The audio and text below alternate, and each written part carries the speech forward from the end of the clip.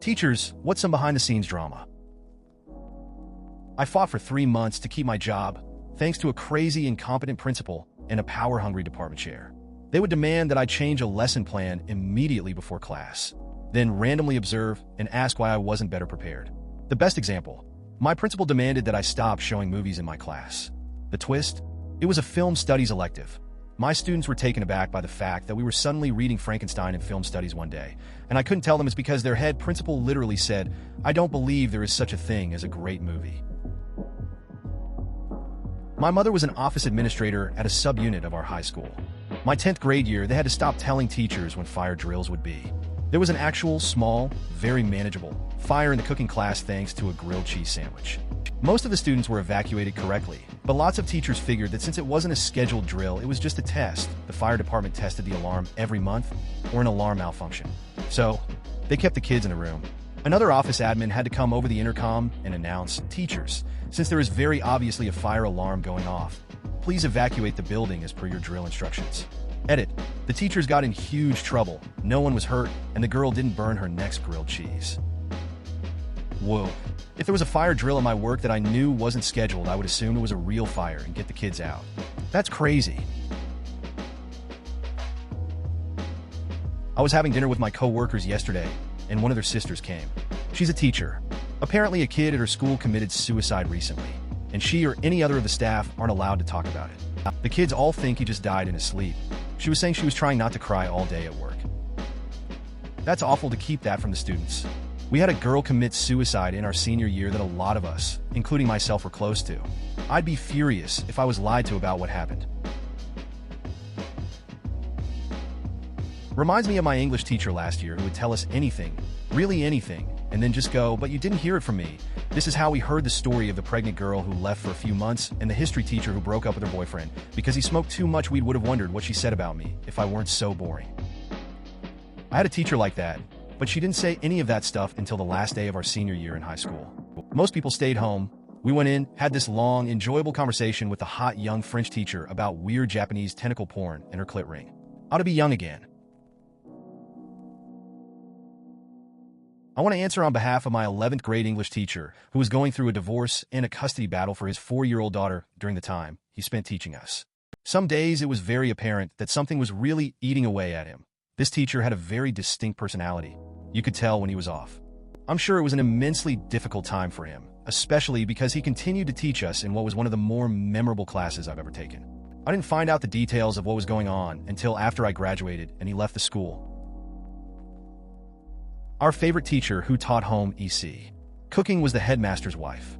She woman taught up until last Christmas, then took a week's leave before we broke up for the holidays. Come January, back in school, we find out she died. She had cancer for half a year, and we never knew. The whole school was a bit shaken. I remember once in 6th grade, me and a bunch of other kids were acting all rowdy until the substitute teacher had enough and called out one of the kids for his behavior, Josh, or WD his name was, I forgot. How would your mother feel if she knew you were acting like this?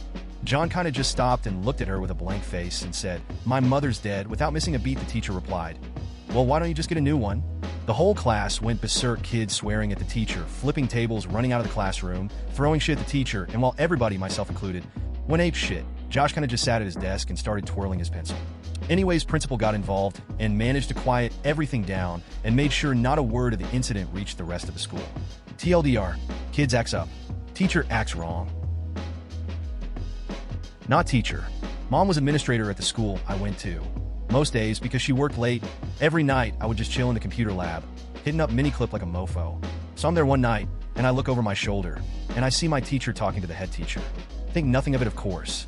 It was my teacher's first year at the school, and it was pretty clear to everyone there that she had no fucking clue what she was doing. Couldn't handle the class, nor did she know the subject matter. Next morning, head teacher has a meeting with us that our teacher has been fired, and that the teacher we had last year, who was currently on a 2-year trip in New Zealand surfing, was coming back. TLDR, I watched my teacher get fired. How short we are on money. The school I work at is very strict about paper, for example. So when my students complain about having front and back pages, I pretend that I have some green vibe in me. Plus what happens in the teacher's lounge. If they knew how childish some of my colleagues are, they'd lose any trace respect that might have had before. My school never hid anything.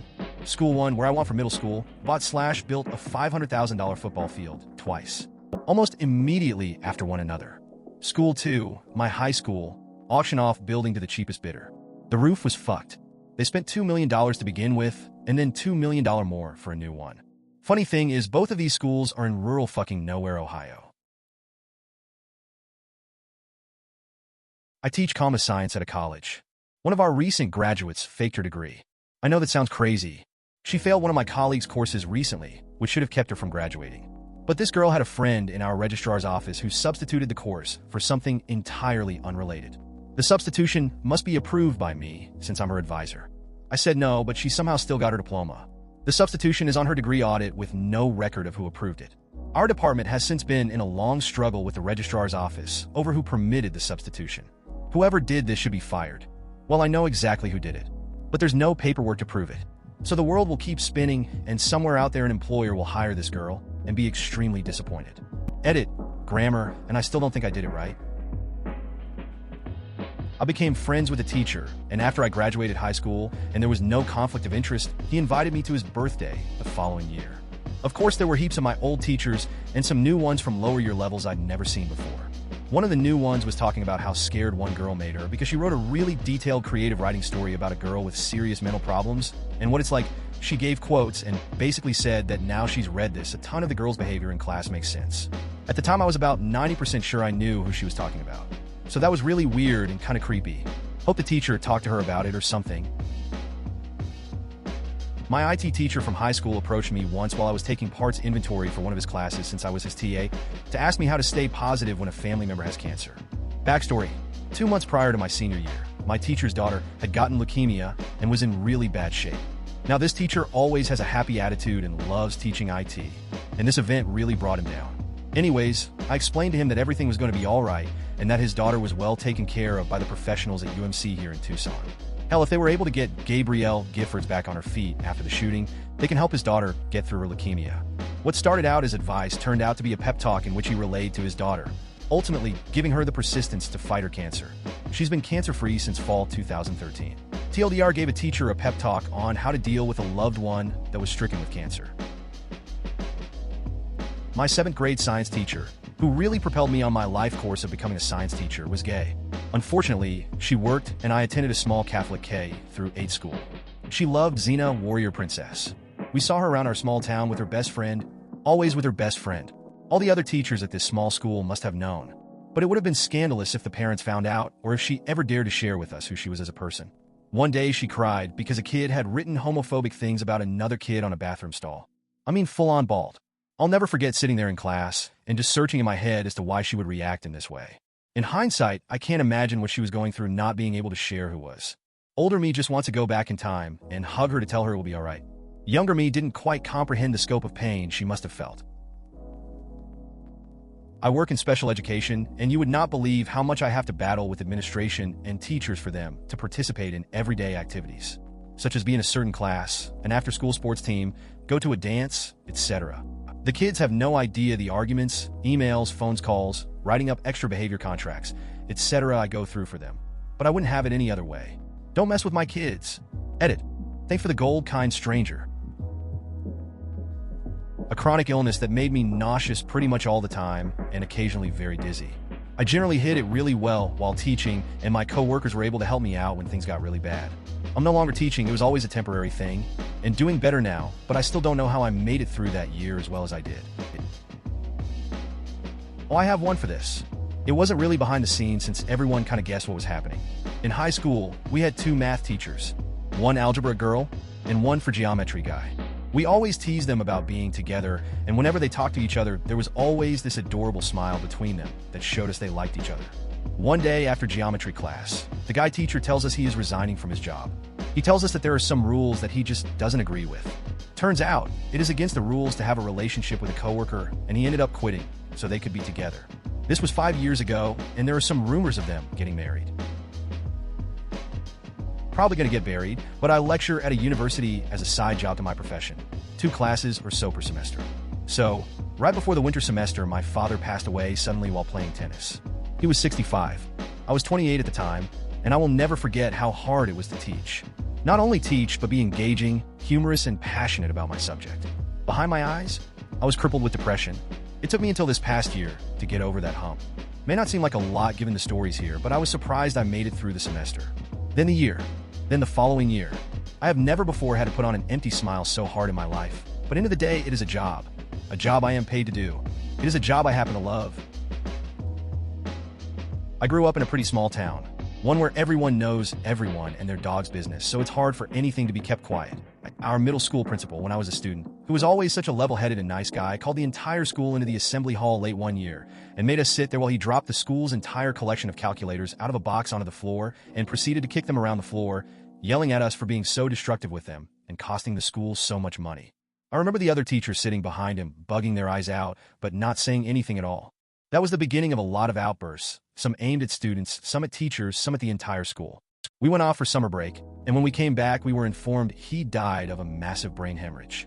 Turns out, he had a nasty brain tumor that he'd hidden from the entire faculty that had caused a huge change in his personality. My AP chemistry teacher in high school had a 12-year-old daughter with leukemia. She would drive 5 hours every weekend for treatment, and I'm sure it was on her mind at all hours of the day, but she was still one of the best teachers I've ever had. It wasn't a secret from any of the students, but not once did she let it affect her work. One of the Italian teachers that I had in HS got fired. When she didn't come to class, a teacher covering for her said she was sick and going to be out for the rest of the school year. Then when we got a preeminent sub, there was a different excuse. I found out from my sister, who found out from one of her really good friends who keeps in touch with one of the other foreign language teachers. The Italian teacher used fund-raised money to fly an Italian exchange student from Italy all the way to where we are because 2 of the students fell in love during the exchanges. My ex-husband called me 5 minutes before my first class of second graders came in for art to tell me he was leaving me and moving out of our place as we spoke on the phone. Somehow I was able to not completely break down. I hung up the phone, accepted the class probably white in the face from shock, and then called the office and asked for a sub. The secretary was great and kept the secret from everyone. She told the sub I was really sick. This will probably get buried, but what the hell? I'm not a teacher, but I will answer on behalf of one of my high school math teachers. She was an extremely androgynous woman, and everyone assumed she was gay.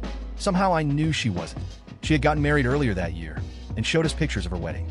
In all the pictures she showed us, the other bride/groom was never present. That year, I lost my shit in her class because my mom was in the hospital and very close to death. She dismissed class 20 minutes early, and we had a heart-to-heart. She sobbed as she confided in me that her mom had died of brain cancer just a few weeks ago, and that her husband died when the chemical factory he was working in exploded just a few weeks after they were married. This woman taught every single class with a smile. Worked IT in a school for a while. When I joined, they were almost done dealing with the aftermath of the old head of music who had essentially been fired for being shit, bullying other staff, and getting away with as little as possible. She also signed off on long-term sick leave, but still gave private singing lessons to school students against the rules. She had and still has a bit of a reputation in some circles, but she was very good at making friends and getting people on her side. They eventually managed to get rid of her after it emerged that she'd been fiddling coursework results, but she decided to take the school to court for unfair dismissal. I had no idea how much the students knew when I was there, but it kind of went without saying that you don't discuss it with them. The lone art class I tried to take in college was going to be mostly textbook work and was probably dropped.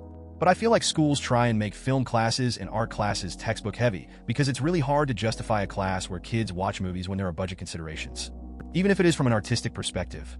My college roommate took a film class and had to watch all the actual films outside of class hours. College, it is understandable. Class should be used for discussion and lecture, and college kids should have access to those films through the internet/library/whatever. Please consider subscribing if you enjoyed. Love.